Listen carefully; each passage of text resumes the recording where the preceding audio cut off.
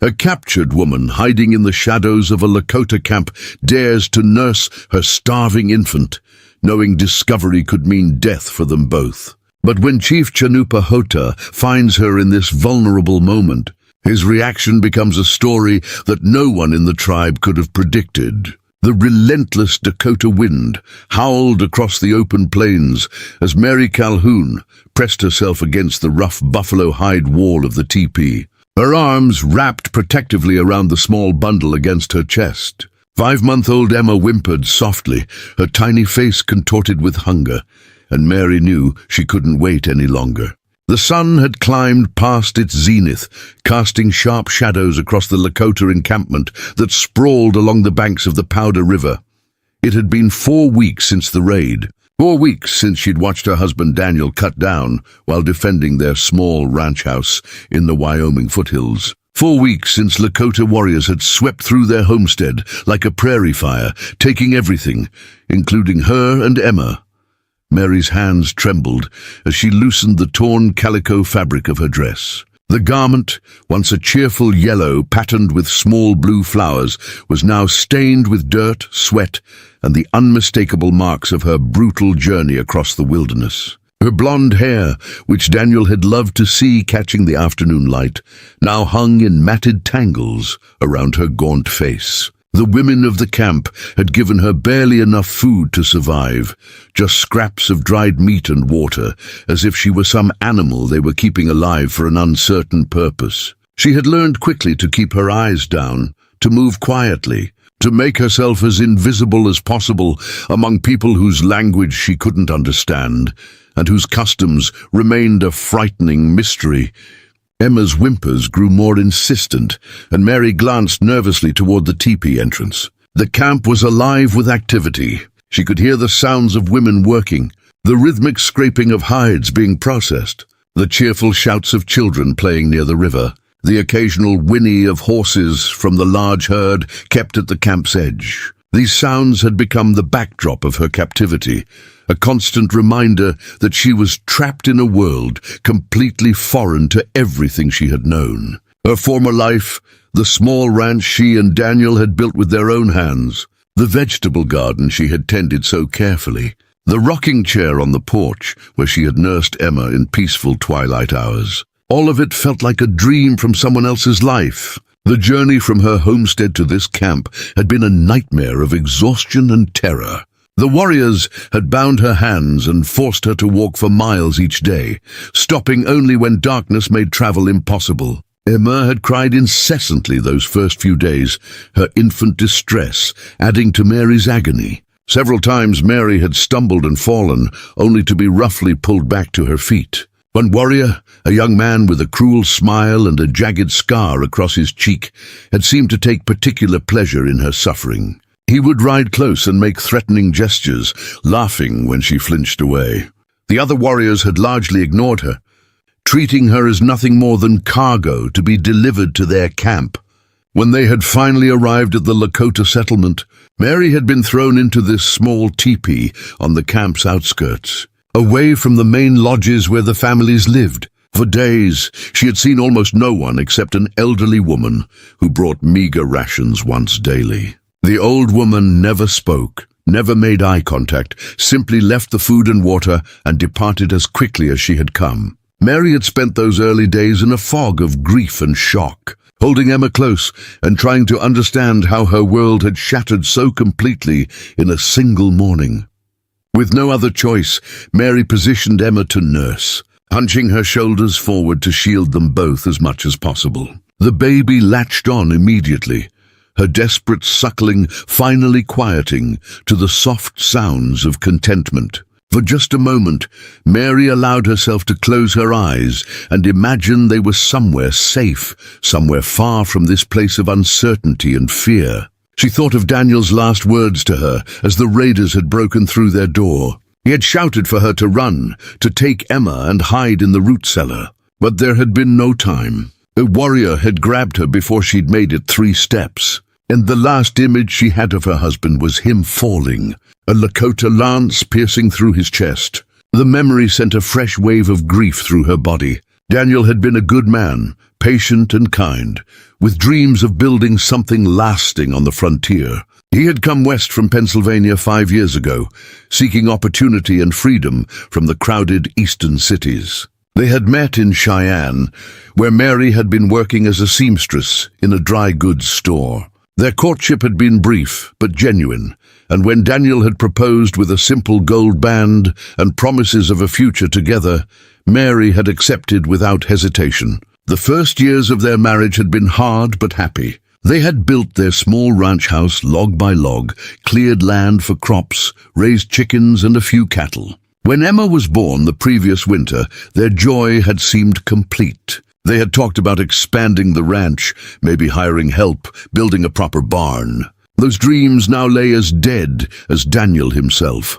The shadow fell across her suddenly, blocking out the strips of sunlight that had been filtering through the teepee's smoke hole. Mary's eyes snapped open, her heart lurching into her throat. Standing at the entrance was a figure she had only seen from a distance, a man whose very presence commanded attention throughout the camp.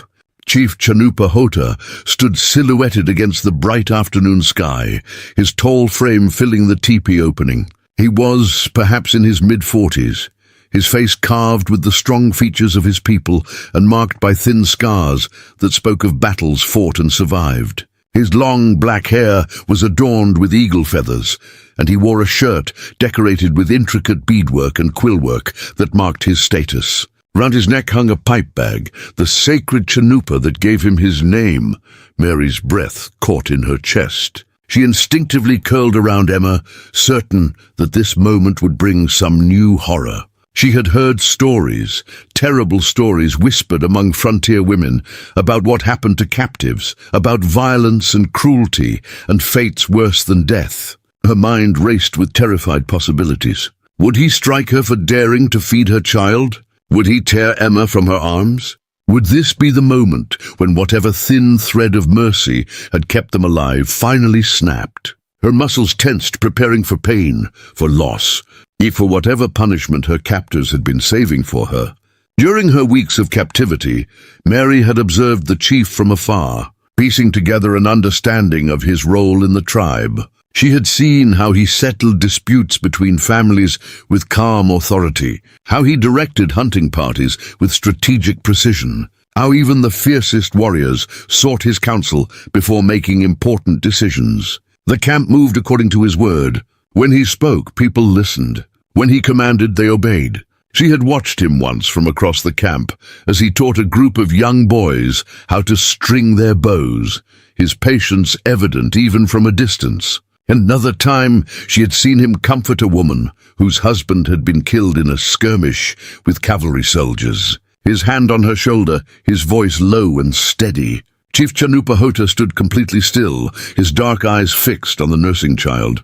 His expression was unreadable, that same stern mask Mary had seen him wear as he moved through the camp, settling disputes, directing hunts, making the countless decisions that governed his people's lives. She had watched him from afar during her captivity, noting how warriors deferred to him, how women sought his counsel, how even the wildest children quieted when he spoke. The people called him by another name too, one she had heard repeated often enough to understand its significance, Grey Smoke, a name earned in his youth for his ability to move through enemy territory as silently and invisibly as smoke on the wind. The silence stretched between them, broken only by Emma's soft sounds of feeding and the distant noises of the camp beyond. Mary's heart hammered so hard she was certain he could hear it. She wanted to speak, to beg for mercy, but the words stuck in her throat. What could she possibly say? She didn't speak Lakota, and the few warriors who had broken English had made it clear through gestures and tone that her words meant nothing here. She was property, a captive, something less than human in the eyes of most who looked at her. Her blue eyes, so unusual among the tribe, had drawn curious stares and sometimes hostile glares from the women who saw her as an intruder, a reminder of the settlers who kept pushing into Lakota lands. Then something extraordinary happened. Chief Chanupahota's stern expression softened almost imperceptibly. Something flickered in his eyes, a flash of emotion that transformed his face for just a heartbeat. It wasn't anger or disgust. It was something else entirely, something that looked almost like pain or perhaps recognition. He spoke, his voice deep and measured, words in Lakota that Mary couldn't understand, but whose tone carried an unexpected gentleness. Without another word, the chief turned and called out to someone beyond the teepee. A young woman appeared moments later, perhaps 17 or 18 years old, with intelligent eyes and a curious expression. She carried a water skin and a small bundle wrapped in deerskin. The chief spoke to her in their language, gesturing toward Mary and Emma. The young woman nodded, her eyes widening slightly with what looked like surprise, then quickly approached. Mary shrank back instinctively, but the young woman's movements were slow and non-threatening. She set the water skin down within Mary's reach, then carefully unwrapped the deerskin bundle to reveal dried buffalo meat, some kind of pemmican and what looked like dried berries mixed with fat and crushed nuts. The portions were generous, more food than Mary had seen in days. The young woman gestured to the items, then to Mary and Emma, making it clear these provisions were for them. Her movements were deliberate and kind, taking care not to startle the frightened captive. Chief Chanupahota spoke again, and this time the young woman turned to Mary and attempted to communicate in halting, broken English. The words came slowly, awkwardly, as if she were pulling them from deep memory. Chief says child needs strong, mother needs strong. You eat. She pointed to the food again, then added with a shy smile, I am Zitkala. I help you. My grandmother taught me white man's words when traders came to our winter camp many seasons ago. Mary stared at them both in disbelief, unable to process what was happening. This was the opposite of everything she had expected, everything she had been taught to fear. Chief Chanupahota stood there watching her with an expression she still couldn't fully read, but the hostility she had braced for was notably absent. Instead, there was something in his gaze that reminded her of the way Daniel used to look at Emma, a softness reserved for something precious and vulnerable. The chief spoke again, longer this time, his words directed at Zitkala, who listened intently and nodded several times. When he finished, she turned back to Mary and struggled to translate, searching for the right English words. Chief says he understand. He had daughter once. Beautiful daughter, hair black like raven wing, smile like sunrise. Sickness took them, many winters past. White man's sickness that came up river with traders. The spotted death.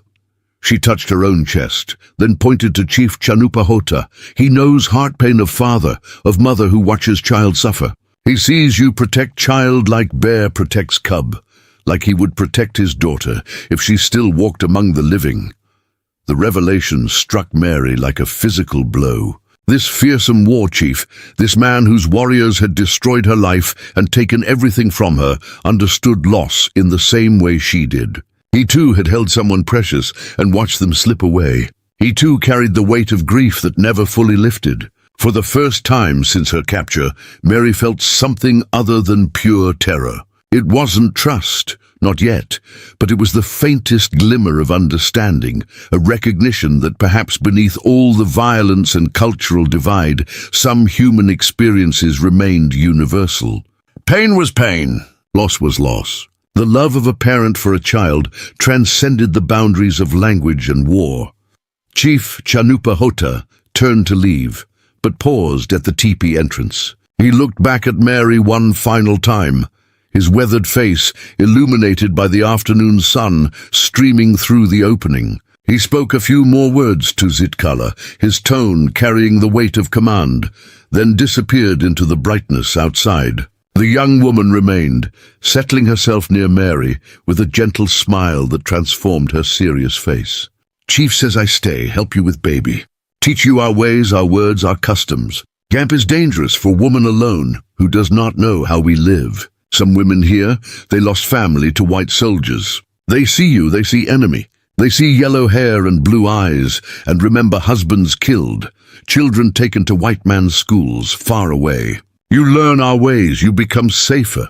Understanding brings protection. Mary's throat tightened with unexpected emotion. She looked down at Emma, who had finished nursing and was now regarding the world with those bright, curious eyes that reminded Mary so much of Daniel. Her daughter was oblivious to the magnitude of what had just occurred, unaware that their circumstances had shifted in some fundamental way. They were still captives, still prisoners in a foreign world, but the chief's gesture had cracked open a door Mary hadn't known existed. It was the first act of genuine kindness she had experienced since the raid, the first suggestion that their future might hold something other than suffering. As Zitkala began to organize the provisions and gesture for Mary to eat, explaining in her limited English how to properly prepare the pemmican by mixing it with water to make it easier to chew, Mary's mind reeled with questions. Why had Chief Chanupahota shown them mercy? What did this mean for their future in the camp? Was this kindness temporary, or could it possibly lead to something more? She had heard stories of captives who were eventually adopted into tribes, who learned to live among their captors, and sometimes even chose to stay. The thought seemed impossible, even treasonous, given what had been done to Daniel. Yet here she sat, accepting food from the hands of her enemies, protected by the command of the man whose warriors had made her a widow. Zitkala noticed Mary's hesitation and gently pushed the food closer. "Eat," she encouraged. "For baby. Milk needs mother strong." She made a gesture of nursing, then pointed to the food again. "I had baby sister once. Mother's milk dried up when food was scarce during hard winter. Sister died. You must eat to feed little one." The matter-of-fact way she stated this tragedy spoke to the harsh realities of frontier life, where survival was never guaranteed and loss was a constant companion. Mary slowly reached for the pemmican, her fingers shaking as she brought the food to her mouth. The mixture of dried meat, fat, and berries was rich and filling, unlike anything she had tasted before. As she chewed, she felt strength beginning to return to her exhausted body. Zitkala watched approvingly, then offered the water skin. The water was cool and clean, drawn from the river that morning. As Mary drank, she realized how desperately thirsty she had been, how her body had been slowly weakening from inadequate food and water over the past weeks. That night, for the first time since her capture, Mary's stomach was full. Emma slept peacefully in her arms, warm and fed and safe for the moment. Zitkala had stayed with them until darkness fell, teaching Mary a few essential Lakota words and showing her how to properly arrange the sleeping robes to maximize warmth. She had demonstrated how to bank the small fire so it would burn slowly through the night, providing steady heat without needing constant attention. Before leaving, the young woman had promised to return at sunrise to continue helping Mary adapt to life in the camp. "Tomorrow I teach you how to walk in camp without drawing angry eyes," she had said. "How to show respect, how to make yourself small when needed, how to survive." As she drifted towards sleep, Mary heard the sounds of the camp settling into its nighttime rhythms. Somewhere nearby, a man sang a haunting melody that carried across the prairie wind, the words unintelligible but the emotion unmistakable. It was a song of longing, perhaps a prayer or a remembrance of someone lost. The river murmured its endless song over smooth stones. Dogs barked occasionally in the distance, and in the center of the camp, she knew Chief Chanupahota sat in council with his warriors, making decisions that would affect all their futures. She wondered what they discussed in those meetings, whether her presence in the camp was a topic of debate, whether there were those who opposed the chief's mercy. She thought about the look in his eyes when he had seen her nursing Emma, that flash of pain and memory that had transformed his stern face for just a moment. She thought about his lost wife and daughter, taken by disease rather than violence, but no less devastating for it. Smallpox, probably, or perhaps cholera. Diseases that had ravaged native populations with devastating efficiency. In that moment of recognition, something had passed between them, an acknowledgement that grief and love transcended the boundaries of culture and conflict. It didn't erase what had been done. It didn't bring Daniel back or undo the trauma of her capture. But it offered something Mary desperately needed: a reason to believe that survival might be possible, that the future didn't have to hold only darkness and despair. Outside her teepee, beneath the vast expanse of stars that stretched across the Dakota sky like scattered diamonds on black velvet, Chief Chanupahota sat alone by the dying fire. His mind was filled with memories of his wife, Wikapi, whose name meant star, and his daughter Anpe too, whose name meant radiant, and whose laughter had once filled his lodge the way morning light fills the sky and chases away shadows. They had been taken from him by the spotted sickness that white traders had brought up the Missouri River 7 winters ago. A disease his people had no defense against, no medicine to cure, no prayers powerful enough to turn back. He remembered the day the sickness had appeared in their camp. At first, just a few people had fallen ill with fever and the terrible spots that gave the disease its name. Within weeks, it had spread like wildfire through dried grass, killing the young and old with terrifying speed. Wikapi had nursed the sick despite his warnings, her compassionate nature refusing to let her stand aside while her people suffered. She had contracted the illness and passed it to Anpe too before anyone realized what was happening. Chief Chanupahota, strong warrior and leader though he was, had been powerless to save them. He had held his daughter as she burned with fever, had wiped his wife's brow as the spots covered her beautiful face, had sung death songs as they both slipped away into the spirit world within hours of each other. In the years since their deaths, he had hardened himself into the leader his tribe needed, a warrior and chief who could make difficult decisions and wage war when necessary to protect Lakota lands from the endless encroachment of settlers who seemed to multiply like locusts with each passing season. He had led successful raids against cavalry patrols, had negotiated with other tribes to form alliances, had proven himself worthy of the eagle feathers he wore and the respect his people showed him. But the wound of losing his family had never fully healed. It lived beneath his stern exterior, a constant ache that shaped his understanding of the world.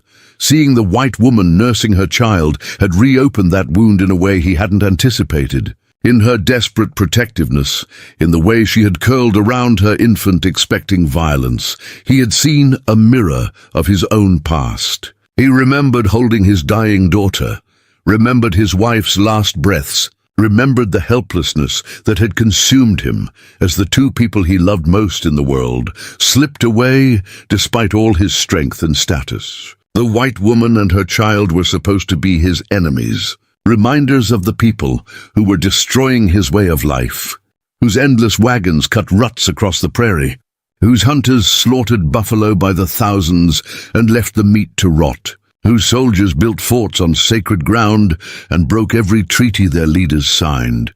Yet in that moment when he had discovered her nursing her infant, they had simply been a mother and child, vulnerable and afraid, deserving of protection rather than cruelty. The baby's tiny hands clutching at her mother, the woman's haunted eyes, the universal intimacy of that act of nourishment and care. All of it had spoken to something deeper than the politics of land and the cycle of revenge that defined relations between their peoples. His decision to show them mercy had surprised even himself, had come from a place beyond strategic thinking or careful consideration of consequences. Some of his warriors would question his decision, he knew. The hatred between their peoples ran deep, fed by countless acts of violence on both sides. Settlers pushed ever westward, killing buffalo for sport and hides, taking land that treaties had promised would remain Lakota territory forever, breaking agreements as casually as snapping dry twigs. His people fought back, raiding homesteads that appeared on their hunting grounds, attacking wagon trains that cut through sacred lands, defending territory that had belonged to them since time beyond memory. In this endless cycle of retribution, mercy was often seen as weakness, compassion as betrayal of those who had suffered at white hands. Yet Chief Chanupahota had not become a leader by following only the expected path. He had earned his position through wisdom as well as strength, through knowing when to fight and when to seek another way. His father, also a chief, had taught him that true leadership meant seeing beyond the immediate moment, understanding that every action created ripples that spread far into the future. As he stared into the glowing embers of the fire, he made a silent promise to the memory of his lost family. This woman and child would be protected. They would learn the ways of the Lakota people, and perhaps, in some small way, showing them mercy would honor the wife and daughter he could not save, would give meaning to losses that otherwise seemed to hold only pain and emptiness. The morning sun broke over the eastern hills, painting the Lakota camp in shades of gold and amber as Mary woke to the sound of footsteps approaching her teepee. Emma stirred against her chest, making the small, contented noises that meant she had slept well through the night.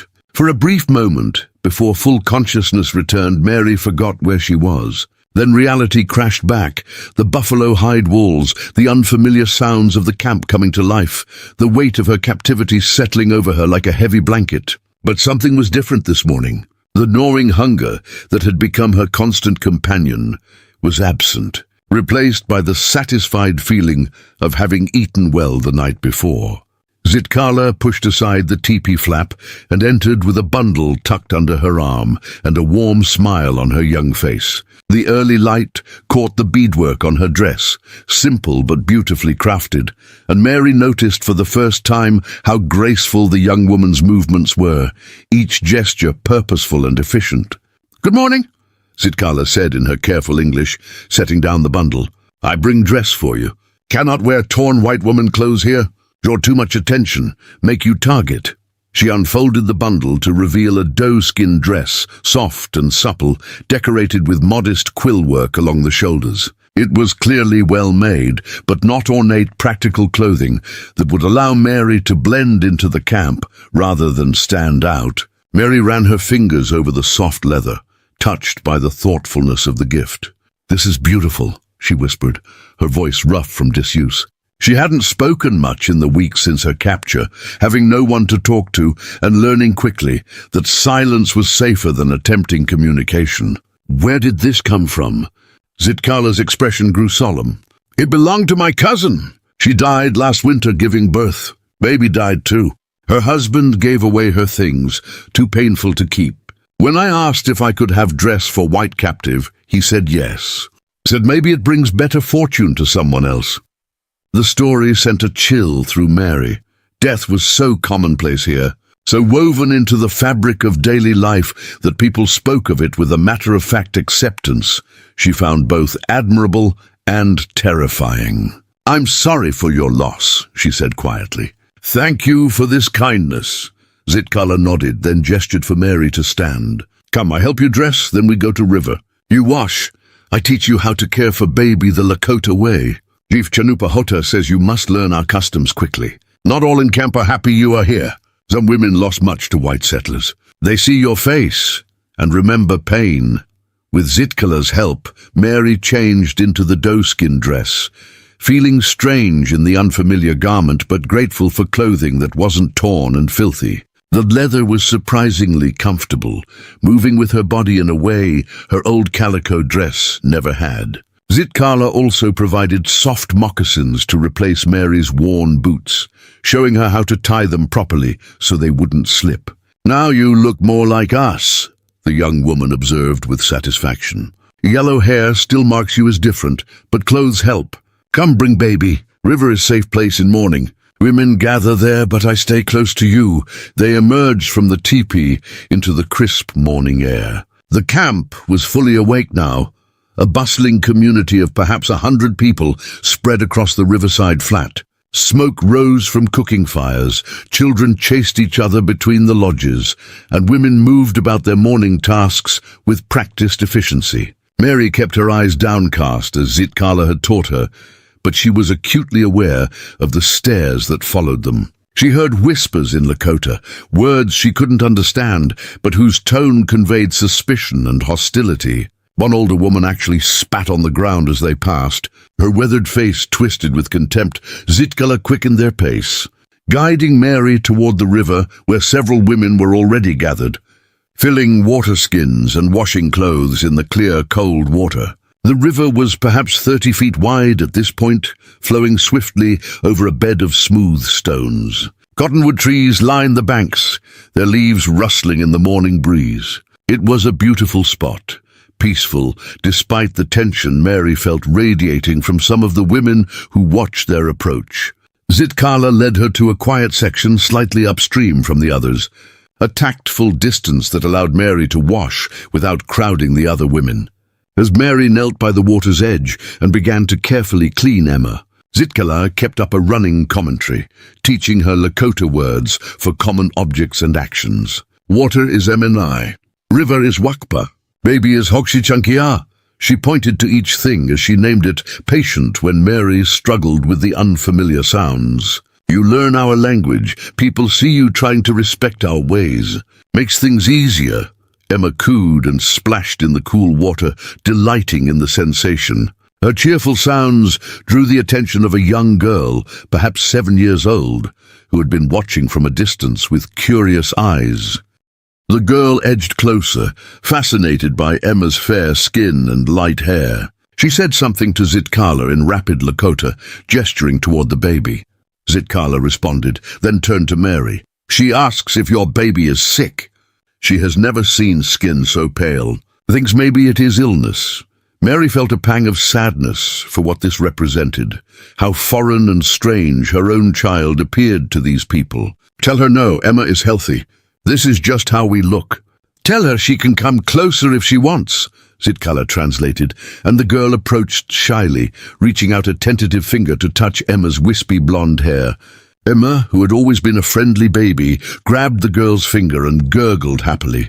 The girl's face broke into a delighted smile, and she laughed, a sound of pure joy that transcended all cultural barriers. She called out to other children playing nearby, and soon Mary found herself surrounded by a small group of curious youngsters, all wanting to see the strange, pale baby. Their innocent fascination broke through some of the morning's tension, and even a few of the women watching from downstream seemed to soften slightly at the sight. One woman, however, did not soften. She was perhaps 40 years old, with a proud bearing and hard eyes that fixed on Mary with unmistakable hatred. She strode over to the children and barked commands that sent them scattering like startled birds. Then she turned to Zitkala and spoke in harsh, clipped Lakota, her meaning clear even without translation. This was not welcome. Mary was not welcome. The woman's hands moved in sharp, angry gestures as she spoke, and Mary instinctively pulled Emma closer, preparing to flee if necessary. Zitkala stood her ground, her young voice firm as she responded. The exchange grew heated, with the older woman clearly asserting some kind of authority or grievance. Finally, Zitkala turned to Mary and said quietly, "This is Wakinyela. Her husband and 2 sons were killed by cavalry soldiers 3 moons ago. She says you do not belong here. That chief is foolish to show mercy to white woman. She says your people are destroyers, that you will bring bad fortune to camp." Mary's heart sank. But before she could respond, another voice cut through the tension.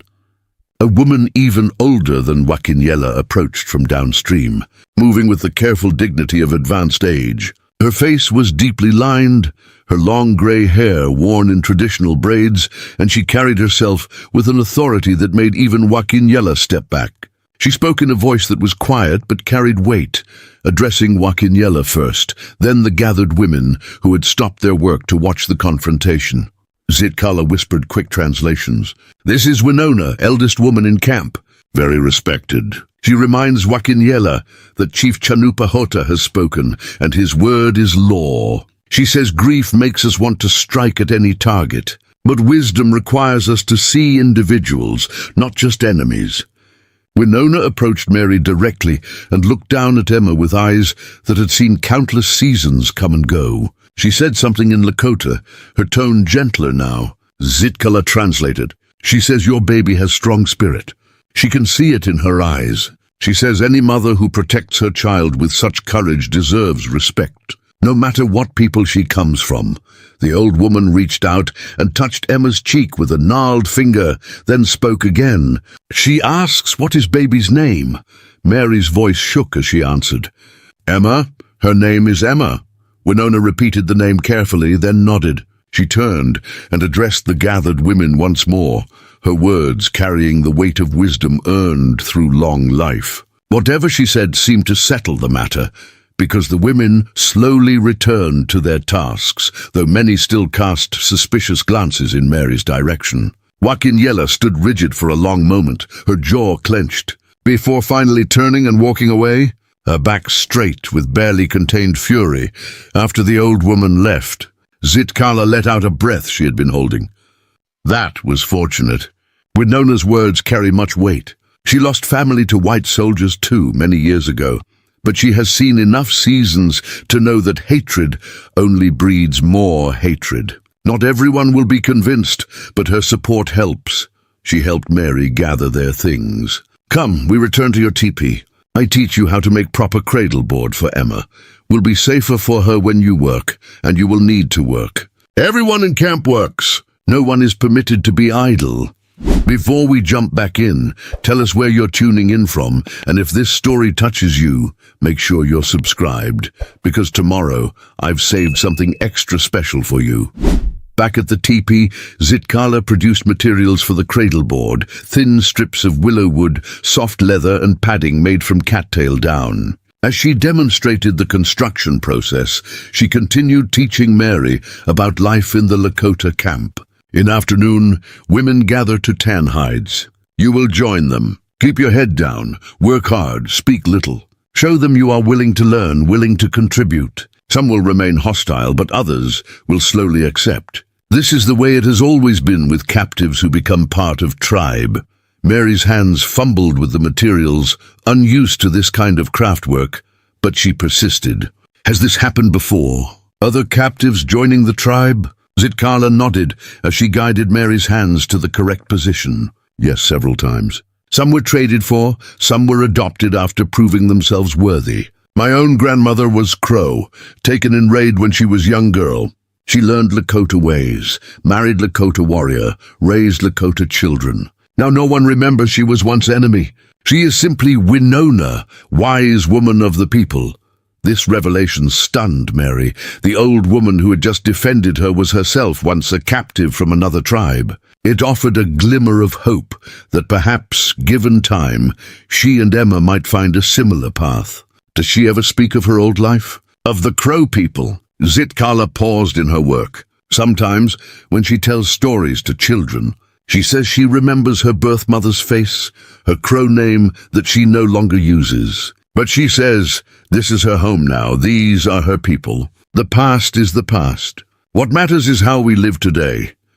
They worked in companionable silence for a while, the cradle board slowly taking shape under their combined efforts. Emma slept peacefully nearby, unaware of the complex world she'd been born into. Through the teepee walls, Mary could hear the sounds of camp life, the rhythmic pounding of someone working leather, voices calling to each other, horses whinnying in the distance. It was strange how quickly these foreign sounds were becoming familiar, how her ear was beginning to distinguish individual voices and patterns in the daily routine.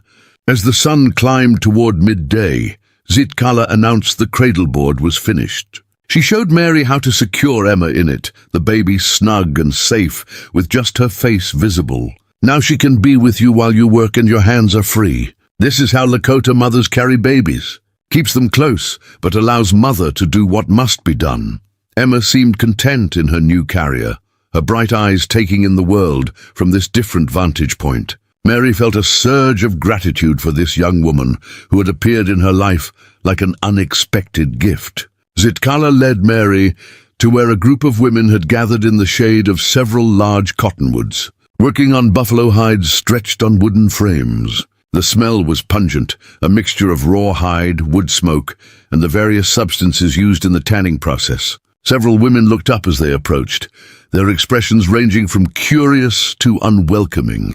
Joaquiniela was among them, her face hardening at the sight of Mary, but she said nothing. Returning her attention to the hide, she was scraping with fierce, aggressive strokes. Zitkala spoke to the women in Lakota, and one of them, a middle-aged woman with kind eyes, gestured to an empty frame. She handed Mary a scraping tool, a piece of sharpened bone attached to a wooden handle, and demonstrated the proper technique for removing hair and flesh from the hide. The work was physically demanding, requiring strength and endurance Mary wasn't sure she possessed. But she attacked the task with determination, knowing that her acceptance in this community depended on proving her willingness to contribute. The hours passed slowly, marked by the ache in Mary's arms and back as she scraped at the stubborn hide. The other women worked with practiced efficiency, their tools moving in steady rhythms that spoke of years of experience. Occasionally, they conversed among themselves, and though Mary couldn't understand the words, she caught the cadence of gossip, complaints, and shared stories that women everywhere exchange while working together. Emma slept in her cradleboard, propped against a nearby tree, occasionally waking to look around before drifting off again. The kind woman who had first shown Mary the technique periodically checked her work, offering corrections through gestures and patient demonstration. Unlike Wakinyela's hostility or the studied indifference of some others, this woman seemed genuinely willing to help. During a brief rest, she pointed to herself and said, "Tachawin." Mary understood this was her name and responded by pointing to herself and saying, "Mary." Tachawin repeated the name carefully, then smiled and nodded. It was a small moment of connection, but it meant everything to Mary in that moment. As the afternoon wore on, Mary's hands began to blister, despite her best efforts to maintain proper grip on the scraping tool. She tried to hide her discomfort, but Tachawin noticed and called Zitkala over. After a brief conversation, Zitkala explained, "She says you have done enough for first day. Hands must toughen gradually, or they will become too damaged to work tomorrow. Come, we get medicine for blisters." The relief Mary felt was overwhelming. She hadn't realized how much pain she had been enduring until given permission to stop. Tachawin led them to her teepee, larger and more decorated than Mary's simple shelter, indicating this woman held some status in the community. Inside, the space was organized and comfortable, with cooking implements, storage bags, and personal items all carefully arranged. Tachawin rummaged in a parfleche box and produced a small container of salve. She took Mary's hands and gently applied the medicine to the blisters, her touch surprisingly tender. She spoke in Lakota, her tone motherly, and though Mary couldn't understand the words, the kindness was unmistakable. Zitkala translated, "She says you worked hard today, harder than expected for someone not used to our ways. She says this shows good character, that you are not lazy or arrogant like some white settlers who come to our lands thinking themselves better than us. She lost a daughter last year to the coughing sickness and sees something of her in you. She will help teach you our ways." Mary felt tears prick her eyes at this unexpected compassion. "Please tell her thank you. Tell her I am grateful for her kindness, and I will work hard to learn." After Zitkala translated, Tachawin smiled warmly and pressed the container of salve into Mary's hands, indicating she should keep it. Then she gestured for them to sit, producing dried meat and berries for them to share. As they ate, other women began arriving at the teepee, and Mary realized this was some kind of social gathering, an end-of-day ritual where women came together to talk and relax after their labor. She felt awkward and out of place, but Zitkala stayed close, translating occasional comments and helping her navigate this unfamiliar social terrain. One woman asked about Emma, and soon the baby was being passed around, examined and cooed over by the gathered women. Despite their earlier suspicion, the universal appeal of an infant broke down some barriers. Emma, for her part, seemed perfectly content with the attention, gurgling and smiling at her admirers. Mary watched nervously, every maternal instinct on high alert. But the women handled her daughter with practiced care, the gentle confidence of those who had raised many children. As the sun began to set, painting the sky in brilliant shades of orange and purple, the women gradually dispersed to prepare evening meals for their families. Tachawin gave Mary a small bag of cornmeal and showed her through gestures how to prepare a simple porridge over her teepee fire. Zitkala helped her get the fire going properly, demonstrating the right arrangement of wood and the technique for managing the smoke. "Tomorrow morning, I come again," the young woman said as she prepared to leave. "We continue your lessons. Chief Chanupa Hota wants to see your progress in 3 days. He will judge if you can stay or if you must be sent away." This news sent a spike of fear through Mary. Sent where? What would happen to us? Zitkala's expression was grave. "There are traders who deal in captives. They take them south to New Mexico territory, sell them to Mexican families, or sometimes to white settlements far away. If Chief decides you are too much trouble, too disruptive to camp harmony, he will trade you. This is why you must learn quickly, must show you can become part of tribe rather than remaining outsider who causes division." After Zitkala left, Mary sat by her small fire, holding Emma close and contemplating the precariousness of their situation. 3 days to prove herself worthy of staying, worthy of the protection Chief Chanupa Hota had extended. The thought of being sold away, of ending up in some unknown place among strangers who had purchased her like livestock, was terrifying. At least here, despite the hostility of some, she was beginning to understand the rules and rhythms of life. She had allies in Zitkala, Tuchawin, and perhaps old Winona, and she had the chief's mysterious protection, rooted in his own grief and loss. She looked down at Emma, who had fallen asleep after nursing, her tiny face peaceful and innocent. "We'll make it work, my darling girl," Mary whispered. "Whatever it takes, we'll prove we belong here. We'll learn their ways, earn their respect, and somehow build a life in this strange new world." Outside, the camp settled into its evening routine.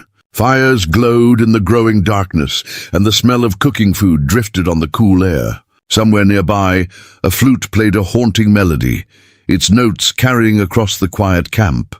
Mary prepared the cornmeal porridge as Takawin had shown her, grateful for the simple but nourishing food. As she ate, she noticed a figure pass by her teepee, pausing briefly in the shadows. She recognized the silhouette of Chief Chanupa Hota, making his evening rounds through the camp.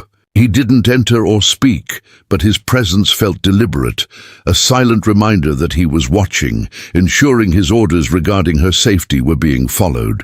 After a moment he moved on, his footsteps fading into the night. That night, as Mary lay on her sleeping robes with Emma tucked safely against her, she reflected on everything the day had brought. The hostility she had expected, yes, but also unexpected kindnesses. The exhausting physical labor, but also the satisfaction of contributing rather than being a passive prisoner. The fear of an uncertain future, but also the glimmer of hope that survival was possible if she could adapt quickly enough. She thought of Winona, once a Crow captive, now a respected Lakota elder. If such transformation was possible, perhaps there was a path forward for her and Emma too. The camp grew quiet as people settled in for the night. In the distance, a coyote called, its lonely voice carrying across the dark plains. The river murmured its constant song, and in her small teepee on the edge of the Lakota camp, Mary Calhoun allowed herself to believe, for the first time since her capture, that tomorrow might bring something other than despair. She had 3 days to prove herself, 3 days to demonstrate that she could become part of this world rather than remaining forever an outsider. As sleep finally claimed her exhausted body, her last conscious thought was a prayer, not to be saved from this place, but to be given the strength and wisdom to survive within it. The second day dawned with an unexpected chill in the air, a harbinger of the autumn that would soon sweep across the plains. Mary woke to find frost coating the ground outside her teepee, delicate ice crystals that would melt within hours, but served as a stark reminder that winter was approaching. Emma fussed more than usual, sensitive to the cold, and Mary wrapped her in every scrap of hide and fabric she possessed before venturing out to meet Zitkala. The young woman arrived as promised, this time carrying a thick buffalo robe that she draped around Mary's shoulders without comment. The warmth was immediate and desperately needed. Today's lessons began not with physical labor, but with language. Zitkala sat with Mary inside the teepee, using objects and gestures to teach essential Lakota words and phrases. "This is crucial," she explained in her careful English. "You must be able to understand basic commands, greetings, warnings. Yesterday some women spoke to you and you could not respond. This makes them think you are stupid or deliberately disrespectful. Neither is good." She held up various items: a knife, a water skin, a piece of dried meat, a sewing awl, naming each one and having Mary repeat the words until her tongue began to wrap around the unfamiliar sounds. The learning was frustrating and exhausting in ways different from physical labor. Mary's mind felt sluggish, overwhelmed by the task of absorbing a completely foreign language while simultaneously caring for Emma and remaining alert to potential dangers. But Zitkala proved to be a patient teacher, breaking down complex phrases into manageable pieces and using humor to ease the tension when Mary made particularly awkward mistakes. "No," she laughed when Mary accidentally asked for a horse instead of water. "Unless you plan to drink a horse, try again." By midday, Mary had acquired a basic vocabulary of perhaps 30 words and could construct simple sentences following Zitkala's patterns. It wasn't much, but it was a foundation. More importantly, Zitkala taught her the proper way to greet people, how to show respect to elders, and the critical difference between addressing men and women. "Lakota has different forms depending on who speaks and who listens," she explained. "Woman speaks differently to man than to another woman. You must learn these rules, or you will give offense without meaning to." Their language lesson was interrupted by shouting from the center of camp. Zitkala's head snapped up, her body instantly alert. "Stay here!" she commanded, but the urgency in her voice made Mary follow her to the teepee entrance. A group of warriors had returned from what appeared to be a scouting expedition, and they were clearly agitated about something. The men gestured emphatically as they spoke to Chief Chanupa Hota, who listened with his characteristic stern expression. Other tribe members gathered around, drawn by the commotion. Zitkala listened intently to the rapid conversation, her face growing increasingly troubled. Finally she turned to Mary. "Cavalry patrol spotted 2 days' ride from here. 20 soldiers, maybe more. They are moving along the Powder River, burning Lakota camps they find, taking captives to the fort." She paused, choosing her words carefully. "If they come here and find you, there will be fighting. Soldiers will try to rescue white captive. Many will die on both sides. Chief must decide what to do." The implications crashed over Mary like a cold wave. She was a liability, a potential spark that could ignite violence and death. If the cavalry discovered her presence in the camp, they would indeed attempt a rescue, regardless of the cost. The Lakota would defend their territory and their autonomy. Blood would be spilled because of her. She watched Chief Chanupa Hota dismiss the warriors and stride toward the council area, his movements purposeful and controlled despite the gravity of the news. Several elder warriors and older women, including Winona, followed him. Zitkala pulled Mary back inside the teepee. "Council will meet. They will discuss whether to move camp, whether to send warriors to track the soldiers, whether to hide you or send you away." Her young face was troubled. "Some will argue that you should be given to the soldiers to avoid conflict. Others will say that giving in to soldier demands is weakness, that we must show strength. Chief will have to choose a path that protects the tribe while not appearing to bend to white man's threats." The waiting was agonizing. Mary tried to occupy herself with tasks, organizing her meager possessions, tending to Emma, practicing the Lakota words she had learned that morning. But her mind kept returning to the council meeting, happening somewhere in the camp center. Her fate, and more importantly Emma's fate, was being decided by people she barely knew, in a language she couldn't understand, according to customs and priorities completely foreign to her experience. The powerlessness was suffocating. Hours passed before Zitkala returned, her expression unreadable. She sat down across from Mary and took a moment to gather her thoughts before speaking. "Council has decided. Camp will not move yet. Soldiers are still far enough away. Warriors will watch their movements. If soldiers turn toward us, we will have warning. She paused, meeting Mary's eyes directly. Chief Chanupahota argued strongly that you should not be given away. He said that to surrender, you would be to accept that white soldiers can dictate what happens in Lakota camps. He said this would make us weak in the eyes of other tribes and encourage more soldier demands. His words carried the day, but not everyone agreed. Relief flooded through Mary, quickly followed by guilt. People might die defending her presence here, people who owed her nothing, who had their own reasons to hate everything she represented. What did the dissenters say? She asked quietly. Zitkala's expression was grave. Wakinyela spoke against you as expected. She said you are a curse, that keeping you brings soldier trouble to our people. She said Chief lets his grief cloud his judgment, that he sees his dead daughter when he looks at your baby, and this makes him foolish. Others agreed with her, but not enough to override Chief's authority.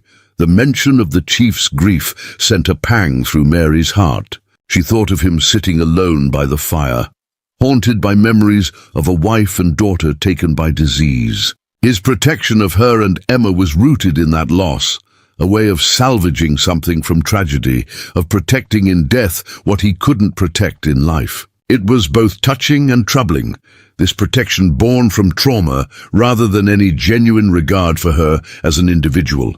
But she was in no position to question his motivations. Whatever the reason, his decision to shield her was the only thing standing between Emma and an uncertain fate. Zitkala continued. Chief has given new orders regarding you. Starting tomorrow, you will move to a teepee closer to the camp center near Takawin's lodge. This serves two purposes. It shows the tribe that you are being integrated rather than kept separate as a prisoner, and it places you where you can be better protected if trouble comes. Tachawin has agreed to sponsor you, to take responsibility for teaching you our ways. She smiled slightly. This is good. Tachawin is well respected. Her support will help counter Wakinyela's opposition. That evening, as promised, Mary's few possessions were moved to a better teepee in a more central location. The lodge was larger than her previous shelter, with room for a proper fire pit and storage for supplies. Tachawin herself helped Mary settle in, bringing additional robes for warmth and a cooking pot for preparing meals. Through Zitkala's translation, she explained, "You are now part of my household. You will work alongside me, learn from me, and eat at my fire. In return, you will help with my tasks and show proper respect. Do you agree to these terms?" Mary nodded emphatically, understanding that this was an enormous privilege being offered. "Yes, I am grateful for your kindness and will work hard to prove myself worthy of it." Tachawin seemed satisfied with this response. She showed Mary where to store her things, how to bank the fire for the night, and which neighboring tepees housed families she should know. One lodge belonged to Tachawin's son and his wife, another to her sister's family. By placing Mary here, Tachawin was essentially bringing her into the protective circle of her extended family. As night fell, Tachawin invited Mary to share the evening meal at her fire. Several family members gathered, including Tachawin's son, a serious-faced warrior named Chaitan, and his pregnant wife, Kimimela. The couple studied Mary with cautious curiosity, but followed Tachawin's lead in treating her with basic courtesy. The meal was simple but ample: roasted prairie dog meat, boiled corn, and the ubiquitous pemmican that seemed to be a staple of Lakota diet. Emma, held securely in her cradleboard, watched the gathering with wide eyes, taking in the faces and voices around her during the meal. A young boy of perhaps 10 years burst into the gathering, breathless and excited. He spoke rapidly in Lakota, and Mary caught the name Chanupahota among his words. The adult's expressions grew serious, and Chaitan immediately stood, checking the knife at his belt. Tachawin spoke to Zitkala, who had joined them for the meal, and the young woman quickly translated for Mary. "Scouts report the cavalry patrol has changed direction. They are heading away from Lakota territory, toward the fort. Threat is passing for now." The relief in the gathering was palpable. Chaitan sat back down, and conversations resumed with lighter tones. But Mary noticed how quickly these people could shift from peaceful domesticity to readiness for conflict. How the warriors kept their weapons close, even during meals. How the women maintained a constant awareness of their children's locations. This was a people living on the edge of constant danger, where peace was always temporary and vigilance was the price of survival. Later, as Mary prepared Emma for sleep in their new lodge, Tachawin came to check on them one final time. Through gestures and the few words they could share, she communicated that tomorrow they would work together, preparing winter stores, drying meat and gathering roots before the cold weather arrived. It was clear that Tachawin was taking her responsibility seriously, truly intending to train Mary in the skills she would need to survive a plains winter. The older woman touched Emma's head gently, said something soft in Lakota, then left Mary alone with her thoughts. Preparing and narrating this story took us a lot of time, so if you are enjoying it, subscribe to our channel. It means a lot to us now. Back to the story. The third day arrived with a strange weight of significance. This was the day Chief Chanupahota would judge whether Mary's progress was sufficient to warrant continued protection. She woke before dawn, anxiety churning in her stomach as she nursed Emma and tried to calm her racing thoughts. When Zitkala arrived, the young woman sensed Mary's nervousness immediately. "Be confident," she advised. "Show Chief you have learned that you are trying to adapt. He is stern but fair. If he sees genuine effort, he will support you." The morning was spent helping Tachawin process a deer that hunters had brought in the previous evening. Mary watched carefully as the older woman demonstrated how to skin the animal properly, preserving the hide without damaging it. The work was bloody and difficult, requiring strength and precision Mary didn't naturally possess. Her hands, still tender from the hide scraping 2 days earlier, protested as she gripped the skinning knife and tried to follow Tachawin's example. But she persisted, ignoring the discomfort, determined to show competence. By midday, they had successfully processed the deer, with the meat set to dry on wooden racks and the hide stretched for tanning. Mary's arms ached, and her dress was spattered with blood, but Tachawin nodded approval at her work. "Waste," she said in careful English, one of the few words she had learned to communicate directly with Mary. She gestured to the complete utilization of the animal. Nothing wasted, everything purposeful. Mary understood. This was a fundamental value here, the respectful and complete use of what the land provided. In the afternoon, word spread through camp that Chief Chanupahota wished to see Mary. Her heart hammered as Zitkala led her toward the chief's lodge, a large and well-appointed teepee in the camp's center, decorated with painted symbols Mary didn't yet understand. Emma was secure in her cradleboard on Mary's back, and she drew strength from the baby's warm presence. Outside the chief's lodge, they waited while Zitkala announced their arrival. After a moment, they were beckoned inside. The interior of Chief Chanupahota's lodge was larger than Mary expected, with space for multiple people to sit comfortably around a central fire. The walls were lined with weapons, shields, and medicine bundles, each item speaking to the chief's status and history. He sat across the fire, his weathered face illuminated by the flickering flames, and gestured for Mary to sit. Zitkala settled beside her, ready to translate. For a long moment the chief simply looked at Mary, his dark eyes assessing her in a way that felt like he was reading her very soul. When he finally spoke, his voice was measured and calm, but carried absolute authority. Zitkala translated. "Chief asks how you have spent these 3 days. He wants to know what you have learned, how you have contributed to the tribe." Mary took a breath, organizing her thoughts before responding. "Tell him I have learned many words in Lakota language. I can greet people properly, ask for basic needs, understand simple commands. I have worked on hides with the women, processed a deer with Tachawin today. I've tried to show respect to everyone, keep my eyes down, not cause trouble. Tachawin has agreed to sponsor me and teach me more." As Zitkala translated, Mary watched the chief's face for any reaction. His expression remained neutral, but she thought she detected a slight softening around his eyes. He responded, and Zitkala conveyed his words. Chief says Takawin spoke well of you. She told council you work hard and show proper attitude.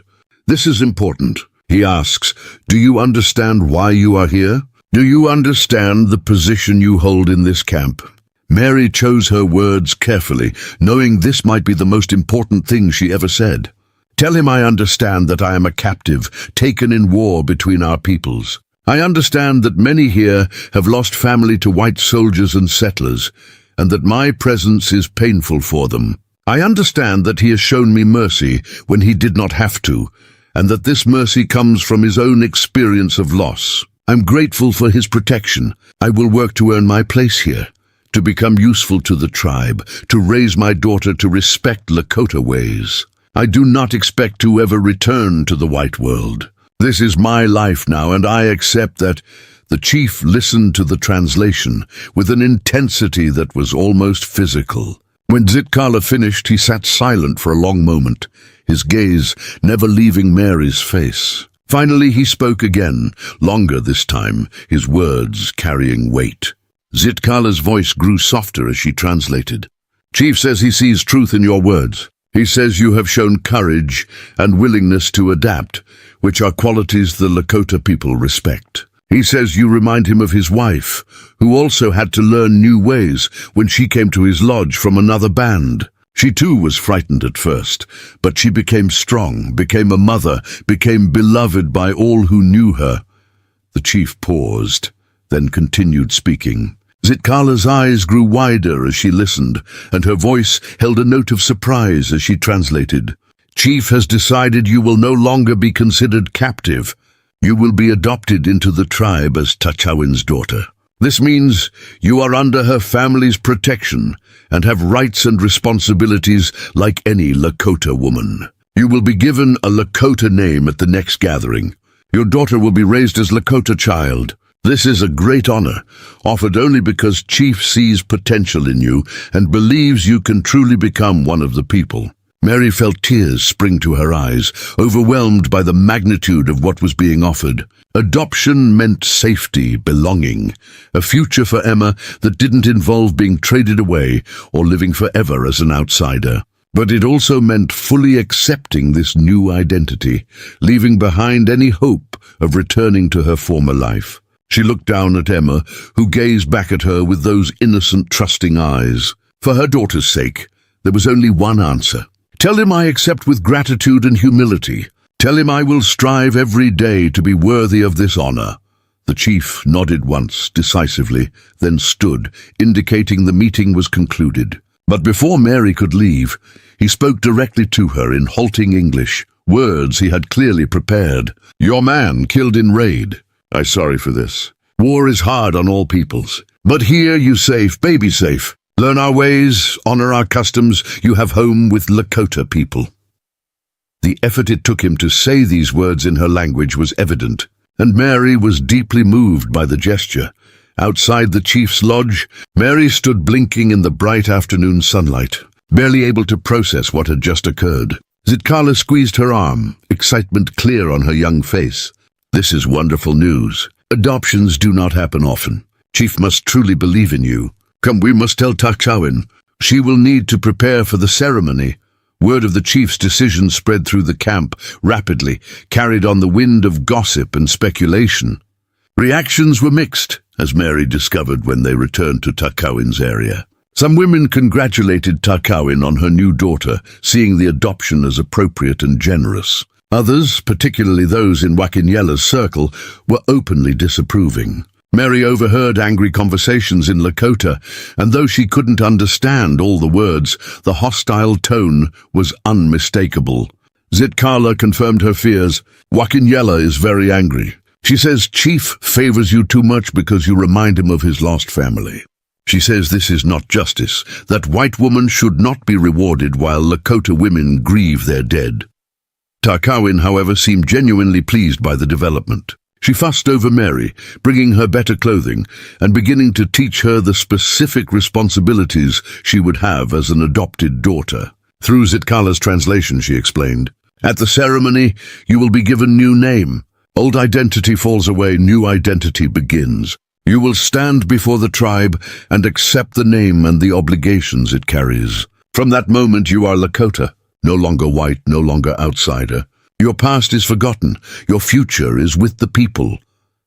That evening, as Mary sat in her lodge with Emma sleeping peacefully beside her, she reflected on the astonishing turn her life had taken. Just days ago, she had been a terrified captive expecting death at any moment. Now she was to be formally adopted, given a place in the tribe, offered a path to belonging that she had never imagined possible. The price was everything she had been, complete surrender of her old identity, her old world, her old dreams. But what choice did she have? And more than that, what did that old world offer her now? Her husband was dead, her home was destroyed, and the frontier life that had seemed so full of promise had revealed itself to be brutal and unforgiving.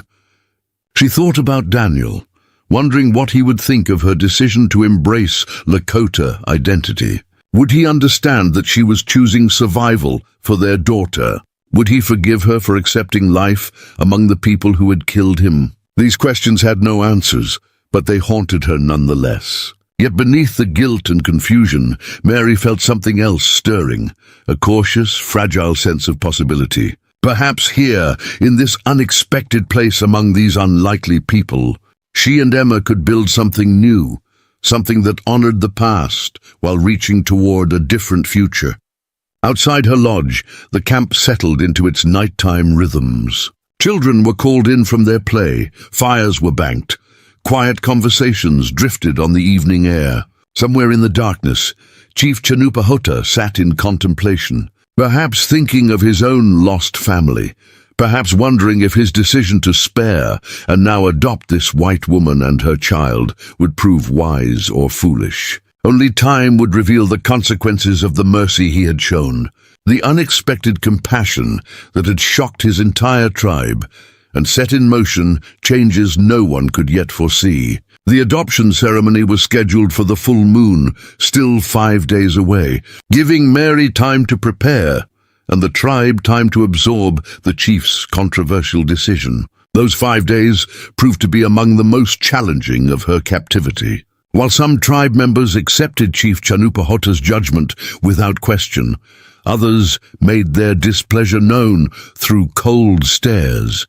deliberate exclusion from conversations, and small acts of sabotage. Mary discovered her water skin slashed one morning, found her drying meat knocked to the ground and trampled, and once returned to her lodge to find it had been searched, her meager possessions scattered carelessly across the floor.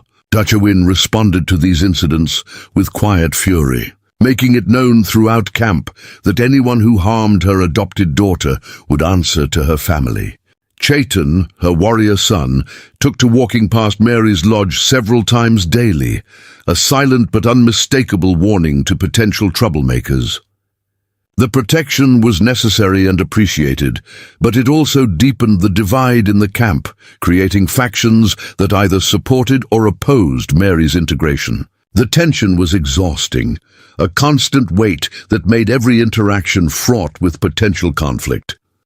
Zitkala continued her language lessons with increased urgency, knowing that Mary would need to speak for herself during the ceremony. They practiced the formal phrases she would need to recite, the acceptance of her new name and identity, the pledges of loyalty to the tribe, and respect for Lakota customs. Mary's pronunciation improved daily, though the language's complex sounds still sometimes defeated her tongue. "I'm close enough," Zitkala would say, with an encouraging smile when Mary struggled with a particularly difficult word. The effort matters as much as perfection.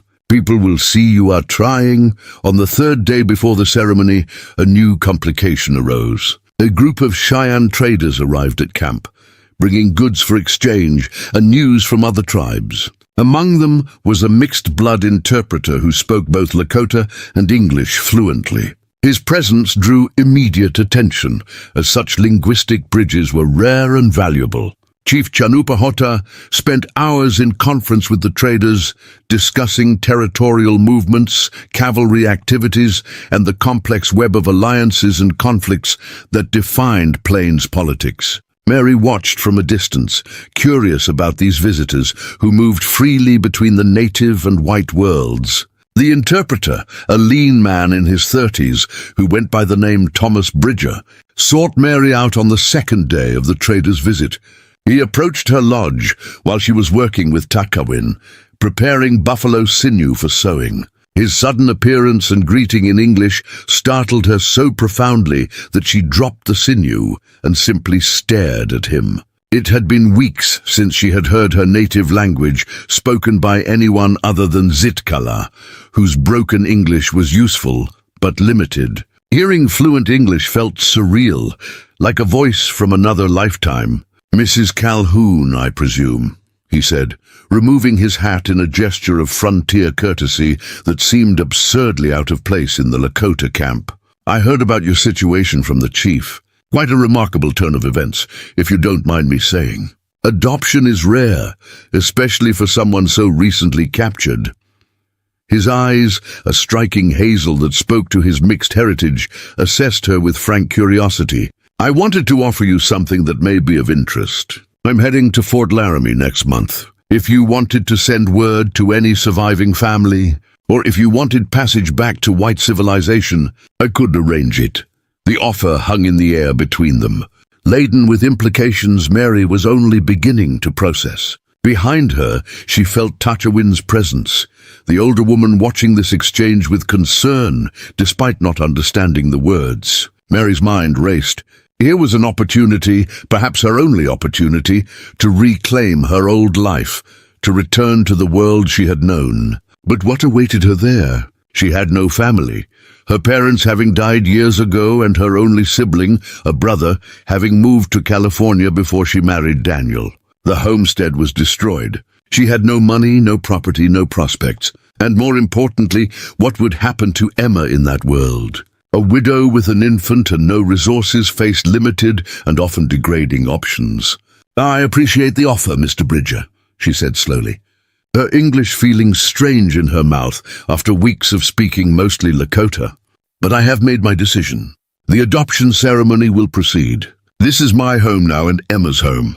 We will build our future here." Thomas Bridger's eyebrows rose slightly, but he nodded with what looked like respect. "That takes courage, ma'am.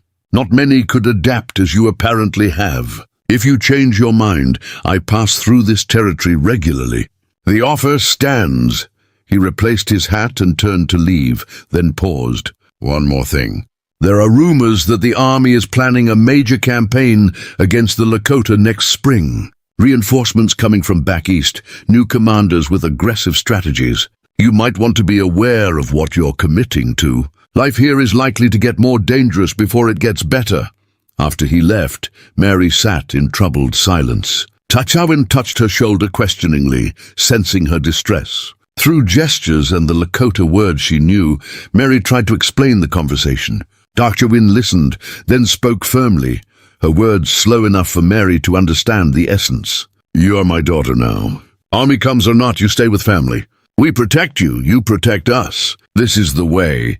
Her simple certainty was both comforting and sobering. Mary had chosen this path, and Takawin was making clear that it was a complete choice, not something that could be partially embraced or easily abandoned when difficulties arose. The night before the ceremony, Mary barely slept. Emma was restless too, perhaps sensing her mother's anxiety. As Mary paced the lodge, singing softly to calm her daughter, she heard voices outside. Through the hide walls, she recognized Chief Chanupahota's distinctive deep tone, speaking with someone. After a moment, Zitkala pushed aside the entrance flap. "Chief wishes to speak with you. I will watch Emma." Mary handed the baby to Zitkala and stepped outside into the cool night air. The chief stood a few paces from her lodge, his face illuminated by the light of the nearly full moon. He gestured for her to walk with him, and they moved away from the sleeping camp toward the river. For a long time he said nothing, simply walked with measured steps, his hands clasped behind his back. Mary matched his pace, her heart pounding with uncertainty about this unexpected summons. Finally, at the river's edge, he stopped and turned to face her. When he spoke, it was in careful English, each word chosen deliberately. Tomorrow you become Lakota. No going back after ceremony. You understand this? Mary nodded. I understand. The chief studied her face in the moonlight. Trader offered you escape. You refused. Why? It was a test, Mary realized, a final assessment of her commitment. She chose her words carefully, speaking in a mixture of English and Lakota. I have nothing in White World. Husband dead, home destroyed, no family waits for me. But here I have T'Chawin who teaches me. I have Zitkala who helps me. I have your protection. Most important, Emma has future here. She can grow up safe, learn both worlds, become strong. This is worth everything to me. The chief listened intently, then nodded slowly. You speak truth. I see it in your eyes. He paused, seeming to struggle with the next words. My wife, Ryes-Key, she was afraid too when she came to my lodge. She was from another band, and our marriage was arranged to strengthen alliance between tribes. She did not know me, did not love me, but she learned our ways together, built life together. She became strong woman, beloved by all. His voice grew thick with emotion. When sickness took her and our daughter, I thought I would die too. For a long time I wished I had died with them. Mary's throat tightened with empathy for this powerful man's vulnerability. He continued, his gaze distant. Seeing you with your child, seeing you fight to protect her, seeing you choose life even when everything is taken away, this reminds me why we survive. We survive for those we love, for future we build for them. You honor my wife's memory by showing same strength she showed. This is why I protect you, why I offer you place among my people. Not pity, but respect.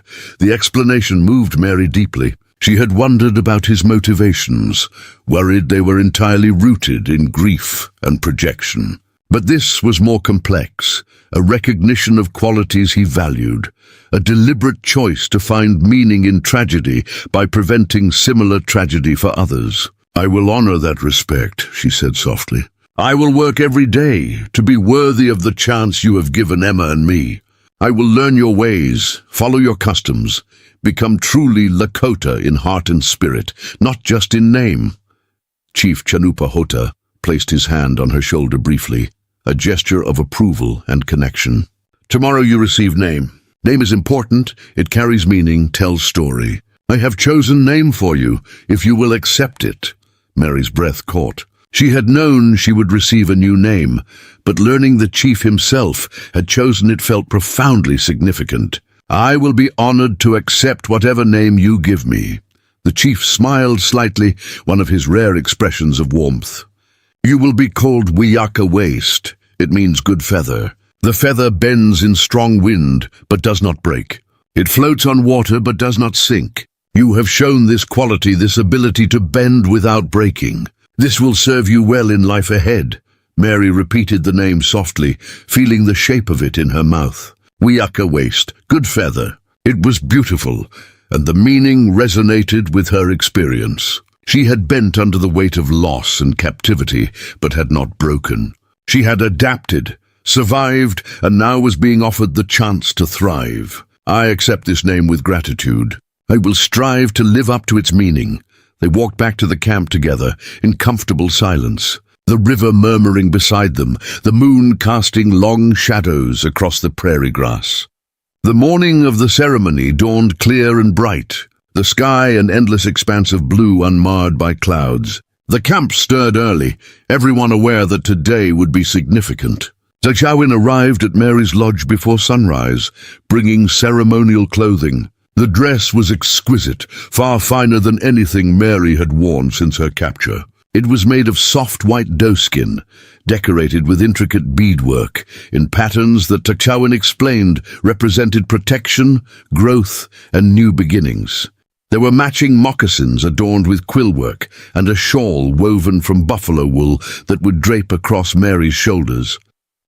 As T'Chawin helped her dress, other women from the family began to arrive. Gimimila, Chaitan's pregnant wife, brought a comb made from porcupine quills and began working through Mary's tangled blonde hair, separating it into sections for braiding. Another woman, T'Chawin's sister, applied paint to Mary's face in delicate patterns that signified her transition from outsider to tribe member.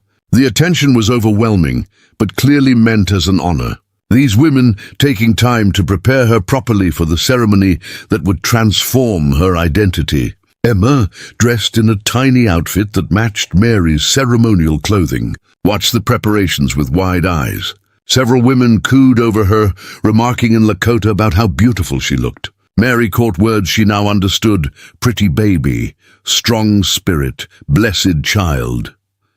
The acceptance these women were showing Emma filled Mary with profound gratitude. Whatever challenges lay ahead, her daughter would be raised surrounded by people who valued her, who would teach her and protect her as one of their own. As midday approached, the tribe gathered in a large circle near the camp center. Chief Chanupa stood at the focal point, flanked by tribal elders, including old Winona. Drums began to beat, a steady rhythm that seemed to resonate in Mary's chest. Tachawin led her into the circle, positioning her before the chief. Emma was held by Kimimela, who stood just outside the circle, ready to bring the baby forward when required. Mary's legs trembled slightly, but she forced herself to stand tall, to meet the chief's gaze with the courage he had acknowledged in her. Chief Chanupa raised his hands, and the drums fell silent. He began to speak in Lakota, his voice carrying across the gathered tribe. Though Mary's language skills were still limited, she understood the essence of his words from the phrases Zitkala had taught her. He spoke of the tribe's history, of the many peoples who had joined the Lakota over generations through adoption and marriage. He spoke of strength found in adaptation, of wisdom in recognizing courage regardless of its source. He spoke of his own family, the losses that had shaped him, and the responsibility of leadership to make decisions that honored both the past and the future. Then he called Mary forward by her white name one final time. Mary Calhoun, you came to us as captive, taken in the conflicts that plague our peoples. You could have remained broken by grief and fear. Instead, you showed strength, willingness to learn, respect for our ways. You worked hard, accepted guidance, proved yourself worthy of a place among us. Now we offer you that place fully and without reservation. Do you accept adoption into the Lakota people, accepting all responsibilities and protections this brings? Mary's voice was strong as she replied in Lakota, using the phrases she had practiced. I accept with humble gratitude. I pledge to honor Lakota customs, to contribute to the tribe's welfare, to raise my daughter, to respect the ways of the people. I leave behind my old identity and embrace my new life as Lakota. The chief nodded approvingly, then continued. From this moment, you are no longer Mary Calhoun of the white world. You are Wiyaka Waste, Good Feather, daughter of Tashawin, member of this tribe. Your past is forgotten, your future is with us. Do you accept this name and this new identity? Tears streamed down Mary's face as she answered. I accept. I am Wiyaka Waste. The chief turned to Tachawin.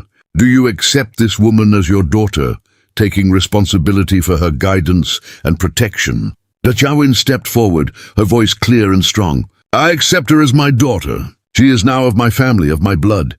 What threatens her threatens me. What honors her honors me. I will teach her and guide her as I would any child of my body. Chief Chanupa then gestured for Kimimela to bring Emma forward. He took the baby gently, holding her up for the tribe to see. This child too becomes Lakota. She will be called Wichikala Waste, good little girl.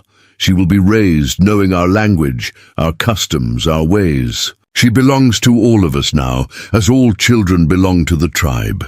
He handed Emma to Mary, then placed his hands on both their heads in a gesture of blessing. The transformation is complete. Welcome Wiyaka Waste and Wichikala Waste to the Lakota people. The drums erupted in celebration, joined by voices raised in song and ululation. Women came forward to embrace Mary, now Wiyaka Waste, welcoming her formally into the tribe. Even some who had been skeptical or hostile seemed moved by the ceremony's solemnity, choosing to honor the chief's decision and the traditions it represented. The celebration continued throughout the afternoon, with feasting, dancing, and storytelling. Wiyaka Waste sat beside Tachawin, watching as her daughter was passed among the women, each one taking a turn to hold her and offer blessings. Not everyone participated in the celebration.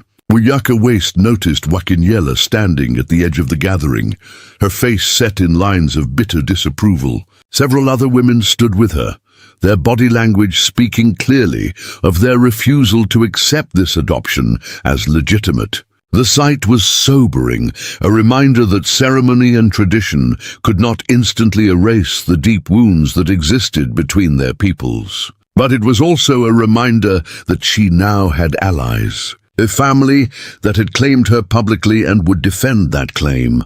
As evening fell and the celebration began to wind down, Chief Chanupa Hota approached Wiyaka Waste where she sat nursing Emma, now Wichikala. He lowered himself to sit beside her, an informality that surprised her. "You did well today," he said in English. Spoke clearly, stood strong. "Tribe saw your sincerity." Wiyaka Waste smiled through her exhaustion. "I meant every word. This is my life now. I will make it a good one, for my daughter and for the people who have accepted us."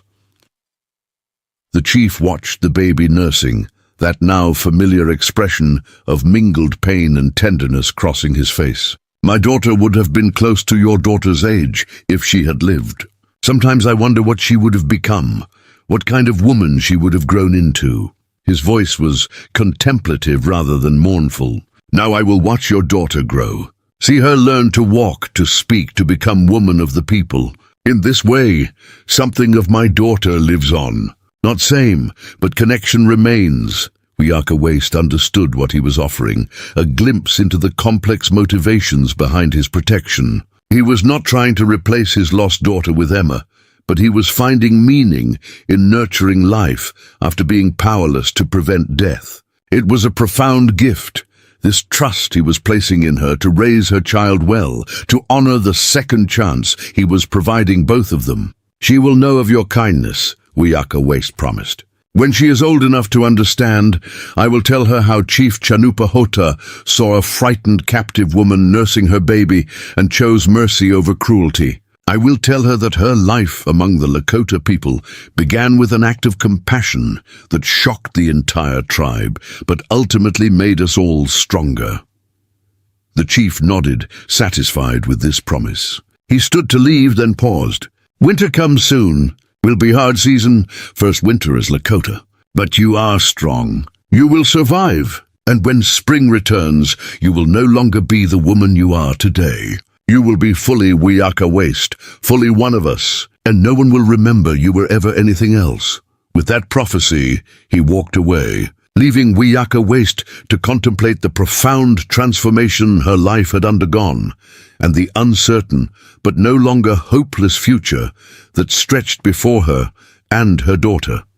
Winter descended upon the plains with brutal efficiency, transforming the landscape into a vast expanse of white, punctuated by the dark forms of the Lakota lodges huddled against the wind. The tribe had moved to their winter camp in a protected valley 2 weeks after Wiyaka Waste's adoption ceremony, seeking shelter from the worst of the coming storms. The new location offered better protection from the northern winds and access to a cottonwood grove that provided firewood and browse for the horses. Life contracted during these cold months, becoming focused on the essential tasks of survival, maintaining fires, preparing food from dwindling stores, caring for animals and children, enduring the long dark nights when the temperature dropped so low that breathing hurt.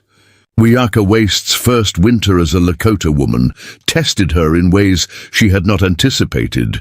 The physical hardships were intense, hauling water that froze in its container before reaching her lodge, gathering firewood with hands so numb she could barely grip the axe, processing frozen meat in conditions that made every task twice as difficult.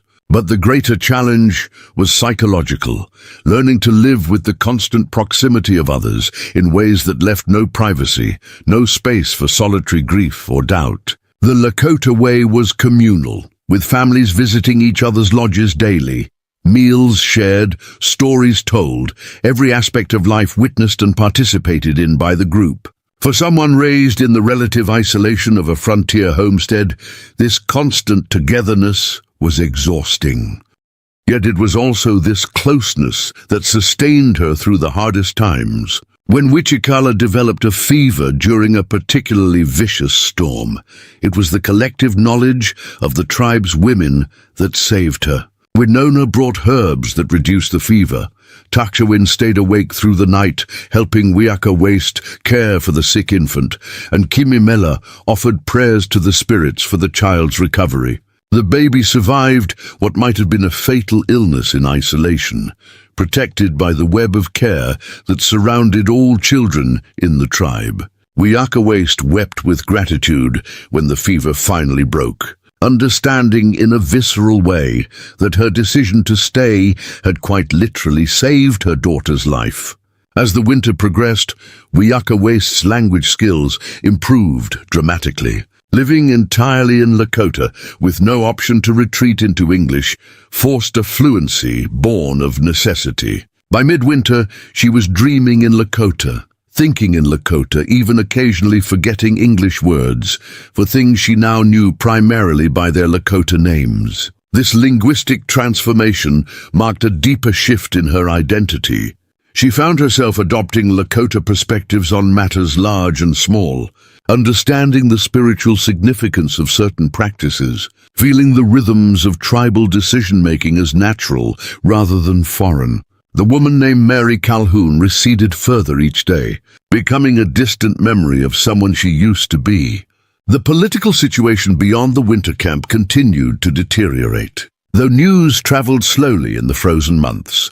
Thomas Bridger returned in late January, his trading party nearly lost in a blizzard before stumbling into the Lakota camp half frozen. Once recovered, he brought disturbing news from the forts. The army was indeed planning a spring campaign, with reinforcements already arriving and commanders drawing up strategies for what they called the final pacification of the Lakota territories. Treaties were being ignored, boundaries redrawn on maps in distant offices, and the pressure on tribal lands was about to intensify dramatically. Chief Chanupa Hota called an emergency council to discuss the implications.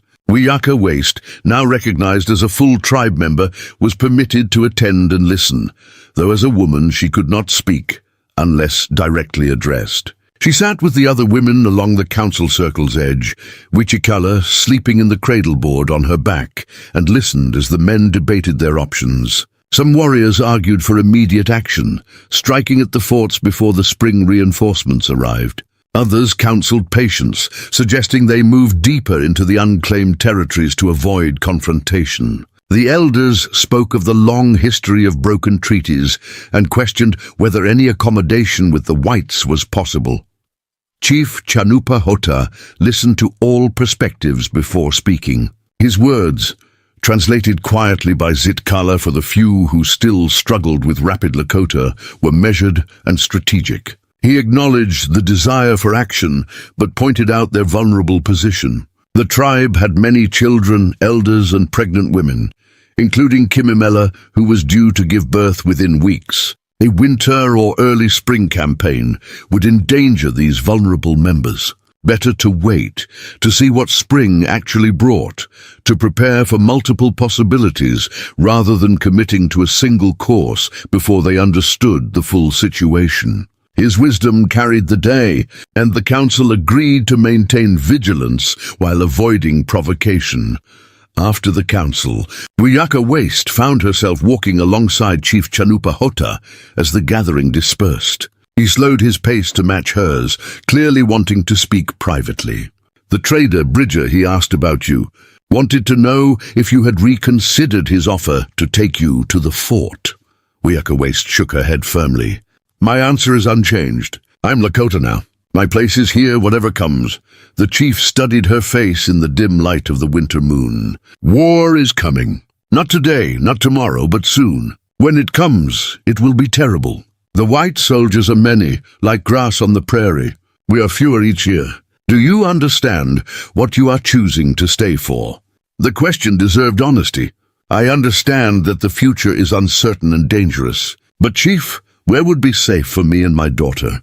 If I returned to white settlements, I would be a widow with no resources, dependent on charity or forced into situations I cannot bear to contemplate. Here I have family, purpose, protection. Yes, war may come, but I would rather face it among people who value me than alone among strangers who would see me as a burden. She paused, then added softly, "And there is something else. I've learned things here about living in harmony with the land, about community, about what truly matters. I do not want my daughter raised in the world I came from, where people destroy more than they need, take more than they use, and measure worth in gold and property rather than in character and contribution. Here, she will learn better values." Chief Chanupa was silent for a long moment, then nodded slowly. "You have become wise, Wiyaka Waste. You see clearly what many never understand. The white world and Lakota world are not just different in customs, but different in spirit. You have chosen spirit over comfort. This is the mark of true courage." They had reached her lodge, and he paused before departing. "When spring comes and trouble begins, stay close to the women and children. Do not try to fight unless there is no other choice. Your value to the tribe is in surviving, in raising your daughter to carry forward what we teach her. This is how we win, even when we lose battles. We win by ensuring the next generation remembers who we are and what we stood for." The words stayed with Wiyaka Waste through the remaining weeks of winter. She threw herself into learning everything she could about Lakota culture, history, and practical skills. Tachawin proved an inexhaustible teacher, showing her how to make pemmican that would last for months, how to tan hides until they were soft as cloth, how to identify medicinal plants even when covered in snow, how to read weather signs in the sky and animal behavior. Wiyaka Waste absorbed it all, driven by the understanding that this knowledge was precious, that it represented generations of accumulated wisdom that was under threat from the encroaching white civilization. She also spent time with Winona, the ancient woman who had once been Crow and who understood better than anyone the process of transformation Wiyaka Waste was undergoing. The old woman shared stories of her own capture and eventual integration, speaking frankly about the loneliness of the early years, the moments of doubt and grief, but also the eventual peace that came from full acceptance of her new identity. "You grieve for the life that was taken from you," Winona said during one of their conversations. "This is natural and right, but do not grieve forever. There comes a time when you must choose to fully live in the present rather than haunting the past like a ghost. That time is different for each person, but you will know it when it arrives." For Wiyaka Waste, that moment came during the first real thaw of early spring. She was standing by the river, watching the ice break apart and flow downstream, when she realized she had gone an entire day without thinking about Daniel or their old homestead. The realization brought a pang of guilt, as if forgetting were a betrayal. But then she looked down at Wichikala, now 10 months old, and beginning to say her first words, all of them in Lakota. Her daughter would never remember the homestead, would never know her father, would grow up entirely as a child of the Lakota people. And that was not tragedy, it was simply reality, the path their lives had taken. Wiyaka Waste could honor Daniel's memory while still embracing her present circumstances. The two were not mutually exclusive. Spring brought not only thawing rivers, but also the troubles Chief Chanupa had predicted. Scouts reported increased cavalry patrols in the territories, new forts being constructed, and surveying parties marking out land for white settlement in areas guaranteed to the Lakota by treaty. The tribe held multiple councils to discuss their response, and tensions within the camp rose as the warrior societies prepared for likely conflict. Wiyaka Waste watched these preparations with growing dread, understanding that the relative peace of winter was ending and that the violence she had hoped to leave behind was returning. The crisis came in late April, when a hunting party was attacked by cavalry soldiers who claimed the Lakota were on land designated for white settlement. 3 warriors were killed, and 2 others were seriously wounded. The survivors limped back to camp with their dead, and the tribe erupted in grief and rage.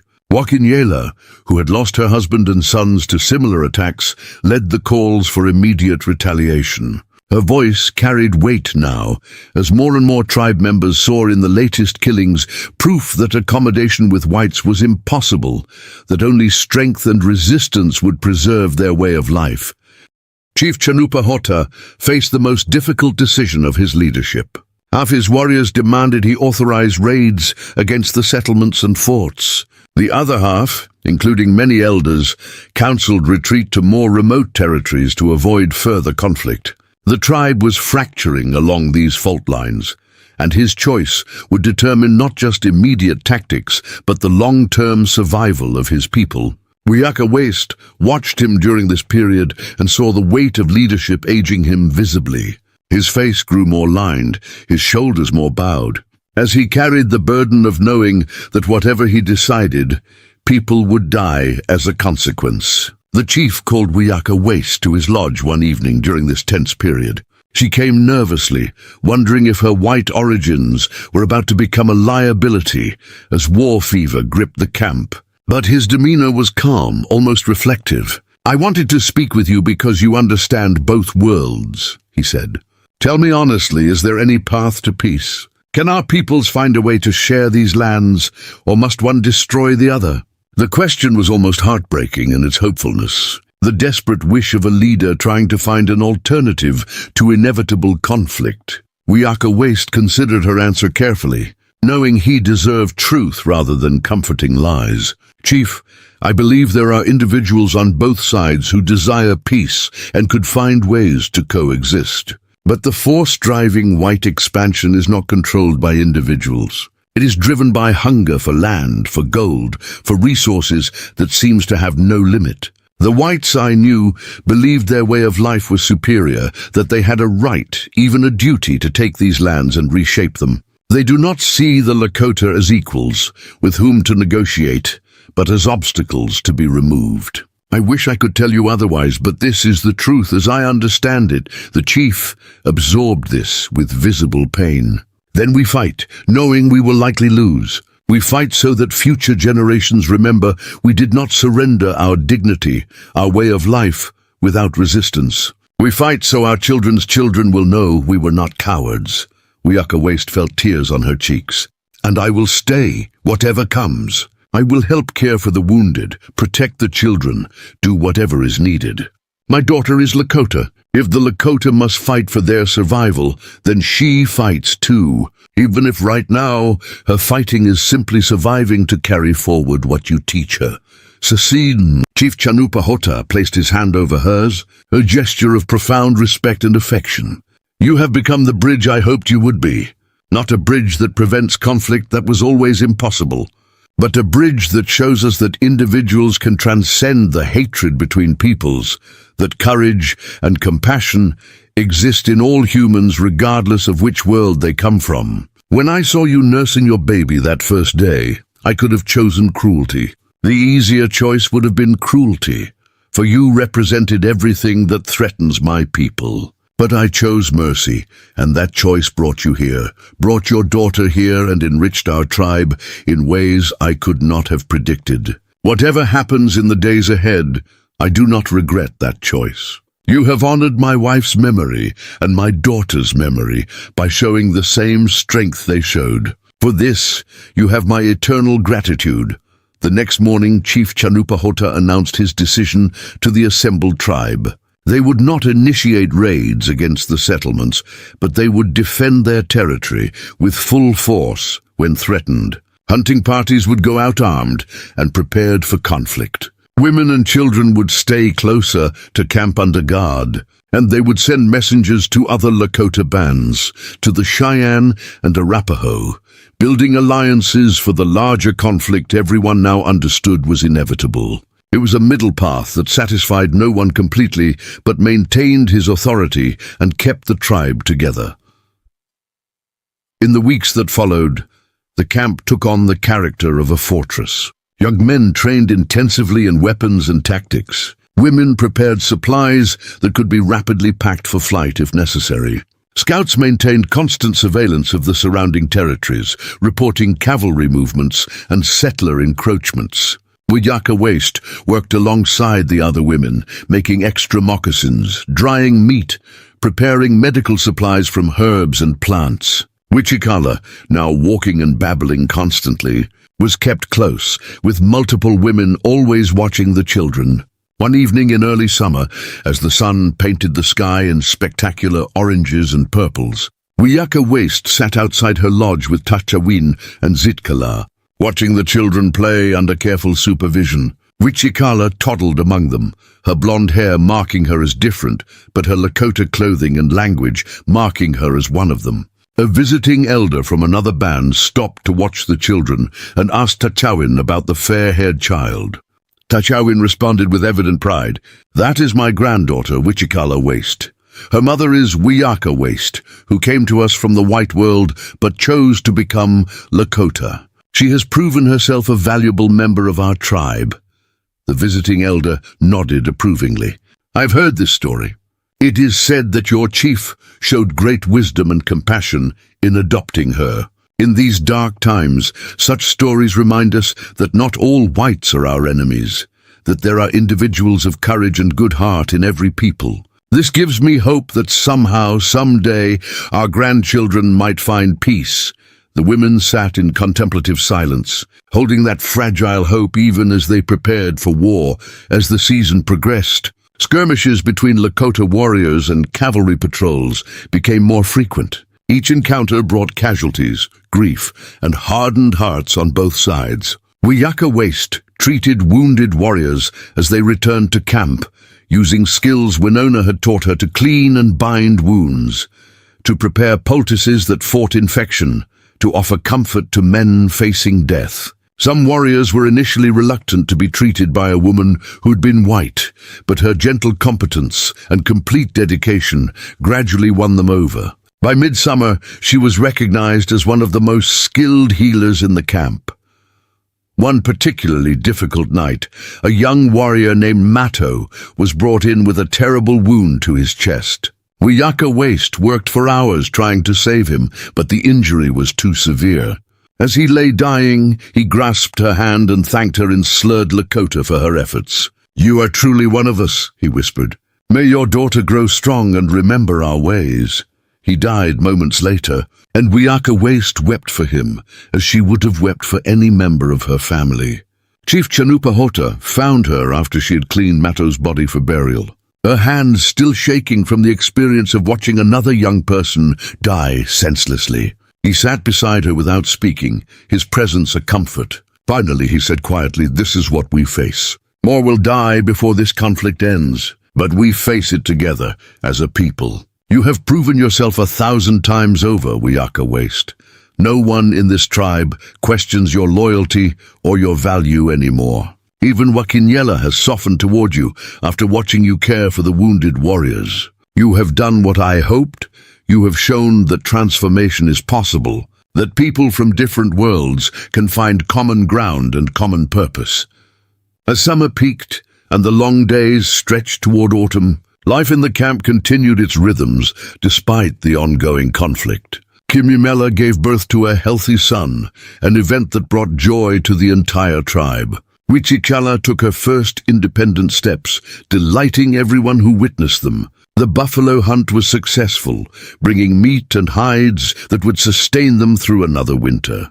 Gardens planted near the river produced squash, corn, and beans. Life asserted itself stubbornly against the backdrop of violence and uncertainty.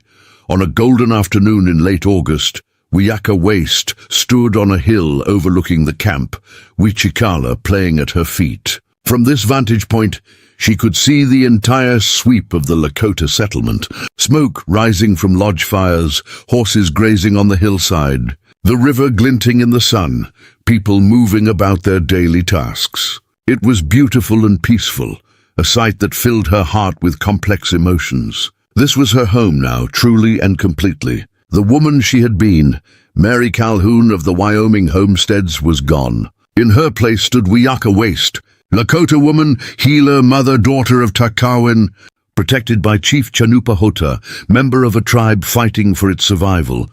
She thought about the journey that had brought her here.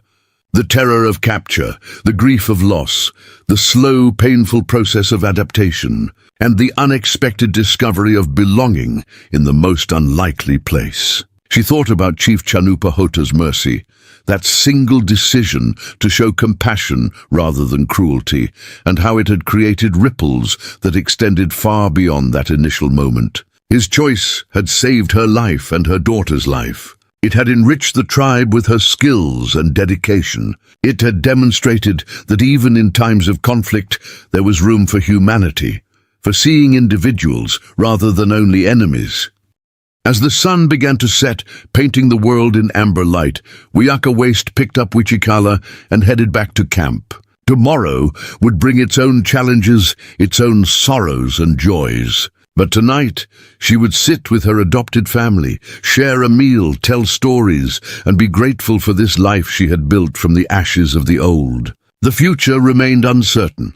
The conflict between their peoples would likely worsen before any hope of resolution emerged. But she faced that future with the strength that had earned her name. Good feather, bending but not breaking, adapting but not losing her essential self. In his lodge at the camp's heart, Chief Chanupahota sat in contemplation. His thoughts on the strange paths life took and the unexpected consequences of choosing mercy over vengeance. He had extended protection to a frightened captive woman and her infant, acting on impulse, driven by his own grief and loss. That choice had brought Wiyaka Waste into their lives, had added her strength and compassion to the tribe, had proven that transformation and belonging were possible even across the deepest divides. As he prepared for the trials he knew were coming, he found comfort in that truth, that even in the darkest times, acts of humanity mattered, that kindness was never wasted even when it could not prevent larger tragedies. The story of how Chief Chanupahota found a captive woman nursing an infant and chose to protect rather than punish her had become legend among the Lakota bands. It was told around fires, passed from elder to child, remembered as an example of wisdom and compassion. And at its center was Wiyaka Waste herself, living proof that people could bridge worlds, could find common ground, could choose to belong in places they never expected to call home. Her journey from terrified captive to valued tribe member, from Mary Calhoun to Wiyaka Waste, was a testament to the resilience of the human spirit and the transformative power of mercy. Whatever the future held for the Lakota people and the daughter she raised among them, that story would endure, a reminder that even in humanity's darkest chapters, light could be found in unexpected places, kindled by unexpected hands, and carried forward by those brave enough to embrace transformation.